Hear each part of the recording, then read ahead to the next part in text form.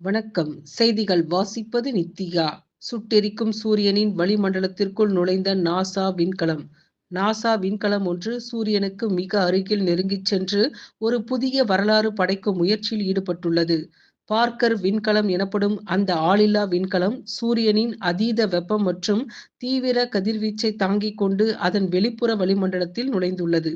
அதீத வெப்பம் நிலவும் இடத்தில் இந்த விண்கலம் இருப்பதால் பல நாட்களாக இதனுடனான தொடர்பு துண்டிக்கப்பட்டுள்ளது.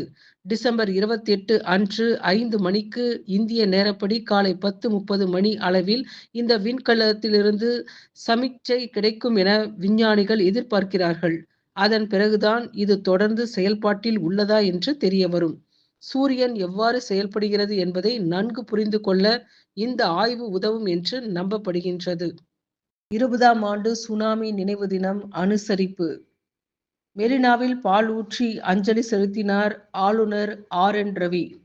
சுனாமியில் உயிர் நீத்தவர்களின் புகைப்படத்திற்கு மலர் தூவி அஞ்சலி. துக்கம் அனுசரித்து கடலூர் மீனவர்கள் இன்று கடலுக்கு செல்லவில்லை. மீனவ கிராமங்களில் உள்ள தேவாலயங்களில் சிறப்பு திருப்பலி. சுனாமி நினைவு தூண் கல்லறையில் மாலைகள் வைத்தும் மலர் தூவியும் கண்ணீர் அஞ்சலி. உலகம் முழுவதும் உற்சாக கொண்டாட்டம்.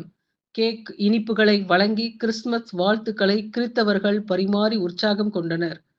வாட்டிகனில் உள்ள புனித பீட்டர் தேவாலயத்தில் கிறிஸ்துமஸ் சிறப்பு பிரார்த்தனை நடைபெறுகின்றது. போப் பிரான்சிஸ் தலைமையில் நடைபெறும் சிறப்பு பிரார்த்தனையில் ஆயிரக்கணக்கானோர் பங்கேற்றுள்ளனர். உலக அமைதி வேண்டி கிறிஸ்துவ தேவாலயங்களில் நள்ளிரவில் சிறப்பு பிரார்த்தனை நடைபெற்று வந்தது.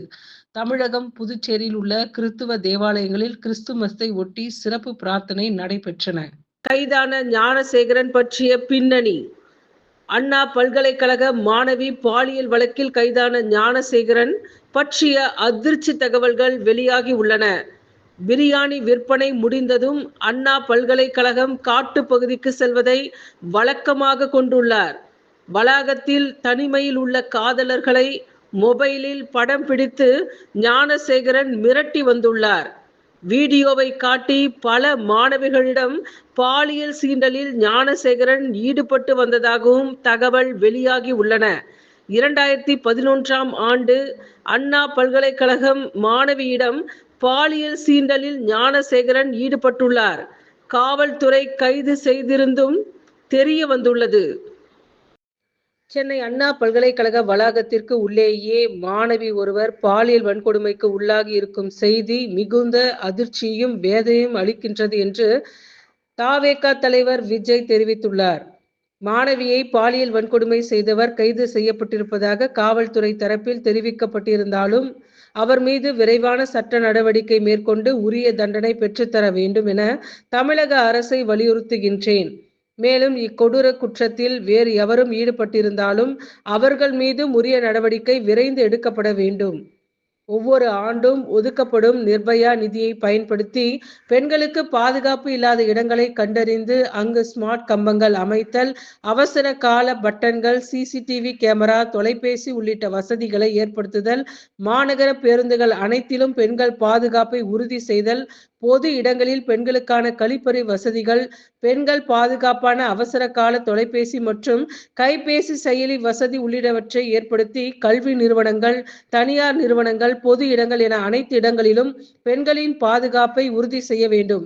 இவை அனைத்தும் ஏற்படுத்துவதோடு மட்டுமல்லாமல் இவை முழுமையாக செயல்படுகின்றனவா என்பதையும் தொடர்ந்து கண்காணிக்க வேண்டும். இவற்றை செய்வதில் எவ்வித சிரமத்திற்கும் உடன்படாமல் தகுந்த பாதுகாப்பு முன்னெச்சரிக்கை நடவடிக்கைகளையும் மேற்கொள்ள வேண்டும்.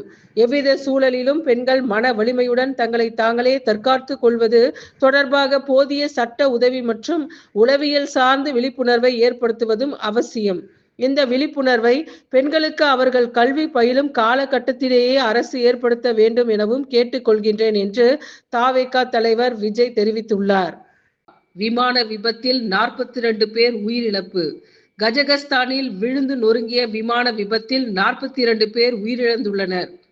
விபத்தில் சிக்கிய 30 பயணிகள் காயங்களுடன் மீட்கப்பட்டுள்ளனர். அஜர்பைஜானில் இருந்து ரஷ்யா சென்ற விமானம் அக்தாவு விமான நிலையம் அருகே தீப்பிடித்துள்ளது. சென்னை அண்ணா பல்கலைக்கழகத்தில் நடந்தது என்ன? சென்னை அண்ணா பல்கலைக்கழக வளாகத்தில் காதலன் கண்முன்னே பாலியல் வன்கொடுமை செய்யப்பட்ட மாணவி. காதலனுடன் பேசிக் கொண்டிருந்த போது அங்கு வந்த 2 இளைஞர்கள் மாணவனை தாக்கிவிட்டு மாணவியை பாலியல் வன்கொடுமை செய்த கொடூரம். மாணவன் கொடுத்த புகாரின் பேரில் கோட்டூர்புரம் போலீசார் விசாரணையை தீவிரப்படுத்தியுள்ளனர். அண்ணா பல்கலைக்கழக வளாகத்தில் மாணவி வன்கொடுமை. கோட்டூர்புரத்தைச் சேர்ந்த ஞானசேகரன் கைது செய்யப்பட்டுள்ளார். அண்ணா பல்கலைக்கழகத்தில் இதுபோன்ற சம்பவம் மீண்டும் நிகழாமல் இருக்க பல்கலைக்கழக அளவில் கூடுதல் பாதுகாப்பு நடவடிக்கைகள் எடுக்கப்படும் என்று பதிவாளர் தெரிவித்துள்ளார். அண்ணா பல்கலைக்கழக மாணவி பாலியல் வன்கொடுமை சம்பவத்தில் கைது செய்யப்பட்டுள்ள கோட்டூர்புரத்தைச் சேர்ந்த ஞானசேகரன் வயது 37, சரித்திர பதிவேடு குற்றவாளி ஆவார். தினமும் 7 மணிக்கு மேல் அண்ணா பல்கலைக்கழக வளாகத்திற்குள் சென்று இதே வேலையில் ஈடுபட்டு வந்துள்ளார். தனிமையில் இருக்கும் காதலர்களை வீடியோ பதிவு செய்து மிரட்டி பல்வேறு மாணவிகளிடம் பாலியல் சீண்டலில் ஈடுபட்டு வந்தது விசாரணையில் தெரிய வந்துள்ளது. அவரது செல்போனில் பல வீடியோக்களும் உள்ளன. இவர் மீது ஏற்கனவே 15க்கும் மேற்பட்ட திருட்டு மற்றும் வழிப்பறி வழக்குகள் உள்ளன. கோட்டூர்புரம் மண்டபம் தெருவில் பிரியாணி கடை நடத்தி வந்துள்ளார் என்று காவல்துறை தெரிவித்துள்ளது. 20ஆம் ஆண்டு சுனாமி நினைவு தினத்தை ஒட்டி நாகை மாவட்ட கடலோர பகுதிகளில் உள்ள பொதுமக்கள் ஊர்வலங்கள் நடத்தி மௌன அஞ்சலி செலுத்தினர். இந்திய கம்யூனிஸ்ட் கட்சியின் மூத்த தலைவர் நல்லக்கண்ணு 100வது ஆண்டில் அடியெடுத்து வைக்கின்றார். எங்களை போன்ற இளைஞர்களுக்கு வழிகாட்டிட வேண்டும் என நல்லக்கண்ணு ஐயாவை கேட்டுக்கொள்கின்றேன். நல்லக்கண்ணு ஐயாவை வாழ்த்த நான் இங்கு வரவில்லை, வாழ்த்து வாங்க வந்திருக்கின்றேன். பொது உடைமை இயக்கத்திற்கும் 100 நல்லக்கண்ணு ஐயாவிற்கும் 100. இப்படி ஒரு பொருத்தம் யாருக்கும் கிடைத்திருக்காது. இந்திய கம்யூனிஸ்ட் கட்சியின் மூத்த தலைவர் நல்லக்கண்ணுவின் 100வது பிறந்தநாள் விழாவில் முதலமைச்சர் மு.க. ஸ்டாலின் பேச்சு. அண்ணா பல்கலைக்கழகம் பாலியல் விவகாரம். சென்னை வள்ளுவர் கோட்டத்தில் போராட்டத்தில் ஈடுபட்ட பாஜக மூத்த தலைவர் தமிழிசை சவுந்தரராஜன் கைது செய்யப்பட்டுள்ளார். திமுக அரசுதான் குற்றவாளிகளை ஊக்குவித்தும் காப்பாற்றவும் செய்கிறதோ என அச்சம். எதிர்க்கட்சி தலைவர் எடப்பாடி பழனிசாமி கடும் விமர்சனம். சமூக விரோதிகளின் கூடாரமாக திமுக திகழ்கின்றது என்பதற்கு அண்ணா பல்கலைக்கழக பாலியல் சம்பவமே சான்று. கைதான ஞானசேகரன் திமுக உறுப்பினர் என்று செய்திகள் வருகின்றன. துணை முதல்வர், மருத்துவத்துறை அமைச்சர் ஆகியோருடன் எடுத்த புகைப்படங்கள் சமூக வலைதளங்களில் பரவி வருகின்றன. தமிழ்நாட்டின் மிக முக்கியமான பல்கலைக்கழகத்தில் சிசிடிவி செயல்பாட்டில் இல்லை என்பதை எப்படி நம்புவது? எடப்பாடி பழனிசாமி ஆவேசம். பாதிக்கப்பட்ட மாணவி நடந்த விஷயங்களை முன்பே பல்கலைக்கழக பாதுகாப்பு குழுவிடம் தெரிவித்திருக்க வேண்டும். முன்பே தெரிவித்திருந்தால் இன்னும் துரித நடவடிக்கை மேற்கொள்ளப்பட்டிருக்கும். பாதுகாப்பு பிரச்சனை, அச்ச உணர்வு காரணமாக பின்னர் புகார் அளித்துள்ளார் மாணவி. 2 தினங்கள் கழித்து புகார் அளித்திருந்தாலும் உடனடியாக அரசு நடவடிக்கை மேற்கொண்டுள்ளது. இந்த விவகாரத்தில் அரசு, பல்கலைக்கழகம், காவல்துறை விரைந்து செயல்பட்டுள்ளது என்று உயர்கல்வித்துறை அமைச்சர் கோவிசெழியன் தெரிவித்துள்ளார். அண்ணா பல்கலைக்கழகம் அருகே ஜெயக்குமார் சாலை மறியலில் ஈடுபட்டுள்ளார். கல்லூரி வளாகத்துக்குள்ளேயே மாணவி பாலியல் வன்கொடுமைக்கு உள்ளாக்கப்பட்ட சம்பவத்தில் அண்ணா பல்கலைக்கழகத்தின் முன் அதிமுக முன்னாள் அமைச்சர் ஜெயக்குமார் சாலை மறியலில் ஈடுபட்டார்.